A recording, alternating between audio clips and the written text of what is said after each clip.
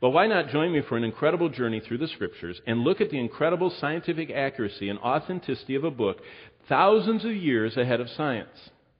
Every time the Bible speaks about science, often it was thousands of years that scientists did not find what God said. And in retrospect, they say, oh, wow, he was right again. I wanted to show you that. First, here's the first one. I don't know how far we'll get. Trust the God who explained astrophysics thousands of years before the first astrophysicist. Now, there are two fascinating realms of our universe that scientists study. It's the mystery of just two areas, dark matter and gravity, okay? Those are two divisions of astrophysical science, okay? Number one, what does God say about those two realms? What does God say about gravity? Which, by the way, the great Christian, the great Bible student, the great prophetic expert by the name of Isaac Newton, he was a believer. He's the one that wrote down the mathematical, which still is believed. I mean, even unbelieving Britannica and Wikipedia say that he was the greatest scientist of all time, greater than Einstein. Old Isaac Newton, gravity guy, you know? But you know why he knew so much about gravity? Because God talks about it. Okay, let's do dark matter first and energy. What is dark matter and energy? Well, basically, there's two realms in the universe. There's the normal universe, matter that makes up stars, gas, and dust, in particular hadrons. That's where I found that yesterday. They're best known as protons and neutrons.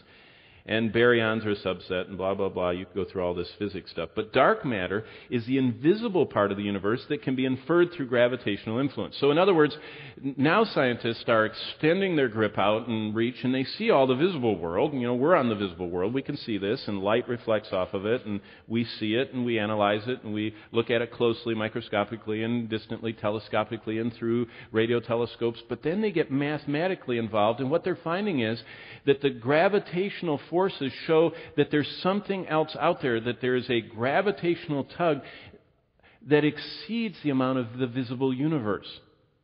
A lot it exceeds it. In fact, what they found is that about 96% of the mass of the universe is abnormal or dark matter and energy.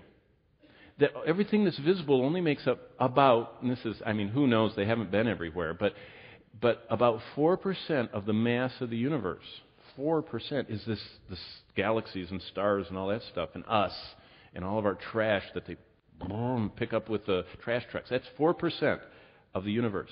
96%, they don't know what it is. In fact, you ought to read this stuff. They really get blathery, you know. They don't know what they call it. Here it is. They call it dark energy, dark matter. You know what that means? They're in the dark about it. They don't know what it is. And they can't explain it.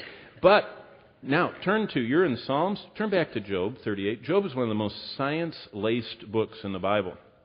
If you're not on some kind of a Bible reading, you ought to read Job. It's kind of hard to read, but you know what? It talks about dinosaurs, talks about the Ice Age, talks about humans living concurrently with dinosaurs. I mean, it's a fascinating book. It also has a lot about spiritual warfare and what the devil's doing and what he does to us and what God allows him, and even has a lot about how to raise children. So it's a great book. But look at Job 38 and verse 19. Despite the pervasive influence of the physical and physicists' examination of the universe, no one is sure what dark matter or energy consists of. So what does God say about this newly discovered fundamental part of the universe? In the last few decades, they're just exponentially going forward with this knowledge about the universe, that we only know about 4% of it and all this. Job 38:19. Remember, this is poetry. But if you think about it for a while, it's profound. Where is the way where light dwelleth? And as for darkness, where is its place thereof? Do you know what Job says? The whole universe has two parts. There's the part where light dwelleth. That's the reflective, normal universe, the gas, the stellar material, this planet we're on, matter as we know it, the visible, normal stuff that reflects light. And then there's this, look what he says in verse 19. And where does darkness dwell? He doesn't call darkness the absence of light. He calls it a separate entity. Isn't that fascinating? that God, who knows all, divides the entire universe into the same two elements that have only recently come to be explored by scientists: light, the visible universe, and dark, the invisible and mysterious realm of dark energy and matter. But look at verse 31. Keep going 12 more verses to the right. Job 38:31. There's a second unbelievable force in this universe. In fact, gravity is described as the weakest of the four fundamental forces, yet it's the dominant force of the visible universe. It's what shapes, the large-scale structures, planets and galaxies, and they're all affected by gravity. What does God say about gravitation? Well, look at verse 31. Now, this one is, an astronomer would sit up in his seat for this one, because look what God said 4,000 years BC through the mouth of Job. Canst thou bind the sweet influence of Pleiades, or loose the bands of Orion? You say, what's that? Well, the Pleiades are the seven sisters. You can see it up. It kind of looks like a smudge. There's 7 stars, and if you have 20/30 vision, you see them clearly. If you have 20/20, you see them kind of. If you have less than that, or don't stay up at night, you don't see them at all. But the Pleiades are 7 sisters, the 7 stars, and Orion, I see Orion. It's right out. When I get up at 5:30, it's right there out the window. It just happens to be our house is situated. You just see Orion. It's sitting there. Big deal. So we know about constellations. One of the major areas of study in astronomy is gravitational tug of stars and systems. And it just happens that the Pleiades and Orion are the only 2 visible stellar objects that humans can see from planet Earth that are gravitationally bound together. Every other star out there, all of them that you can see, are independent. They're not a part of a close-bound gravitational tug. But the Pleiades, those 7 stars, are gravitationally bound together, and so is the band of Orion. Those stars are both held together by gravity. And you know what? Only God would know, number one, the stars that were visible with the naked eye that people would look at. And only God would know which of those systems that are visible are gravitationally bound. And only God would write into His Word, look what it says in verse 31, can you bind the sweet influence of the Pleiades? Can you gravitationally put them together? Or can you lose the gravitational tug that Orion has? We can trust the God who, through His Word, the Bible, explained astrophysics thousands of years before the first astrophysicist. Now, we have just time for one more. Turn to Jeremiah. So go to the right. Job, Psalms, Proverbs, Ecclesiastes, Song of Solomon, Isaiah. Jeremiah, there it is. And here's the last one. Jeremiah 33:22. Trust the God who explained astronomy thousands of years before the first telescope. Jeremiah 33:22.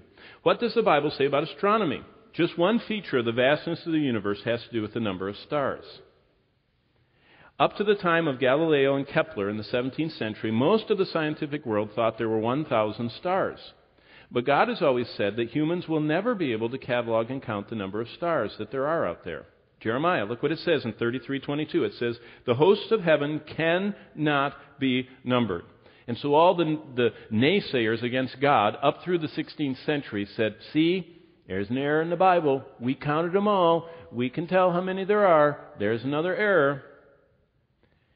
The hosts of heaven cannot be numbered, neither the sand of the sea measured. So I will multiply the seed of David my servant and the Levites that minister to me. Did you know every year astronomers are more and more unsure about how many stars there really are? As our telescopes have developed, their extent reaches further into the heavens. What were thought to be stars become galaxies. What were thought to be galaxies become clusters of galaxies. And the result is the number of stars has really gotten to numbers that are beyond estimation or calculation, which is right where God left us. He says, you cannot calculate how many stars I made. You, man, can't. Period. With all of your science. Well, number one, we can trust the power of the Creator who made them all, because Genesis 1:16 says God made 2 great lights, the greater light to rule the day, that's the sun, and the lesser light to rule the night. And then look at the end of verse, or just listen to the end of verse 16. It's almost an aside. By the way, He made the stars also. He made the sun and the moon. And by the way, He made the stars also. In one instant of creation, He spoke. Number one, trust the power of the Creator God who made them all. Secondly, trust the plan of the Creator God who not only made them all. Psalm 147 and verse 4 says, He tells the number of the stars and He calls each of them by their names. Not only does God have enough power to make them all, not only does He have enough power to know how many of them there are, He happens to have named all of them. That's the infinite capacity of an infinite, omniscient, omnipotent God who is also present everywhere. And He says, you can trust my plan because I'm the God who has the power to just speak and make all those stars, flame them on and have them all be in their solar furnace power. But I have enough plan that I know each of them individually and I've named them. And finally, we can trust the promises of the Creator God who didn't just make them and name them, He sustains them. It says in Colossians 1:17, He is before all things and by Him all things consist. We can trust the God who through the Word of God, the Bible, explained astronomy thousands of years before the first telescope, astrophysics thousands of years before the first astrophysicist. He's the only one who can lead us safely from this doomed planet. Remember 9/11 just went by a little while ago and they were replaying. YouTube just had high hits. Everybody was watching the plane hit the World Trade Center and all that stuff. And we kind of had the annual remembrance. You know what always strikes me about those? I love listening again to the section where they talked about the firemen who went up the smoky stairwells and people were all mixed up in the World Trade Center and some were going the wrong direction. So they'd go up there and they'd say, NYFD, or whatever they say, I'm a fireman, follow me to safety. And the people, it was smoke and dark, and they said, you've got to go down the stairs. And the heat was coming up at them, but they had to go down because the firemen knew they had to get them out. And those people that trusted the voice of the firemen, they often couldn't see. And they trusted him because they knew they were someone that was supposed to be reliable and trustworthy. And the people that followed them down, through the smoke, through the dark, through the stairwells, instead of going up, they went down, which people were trying to escape, up to doom.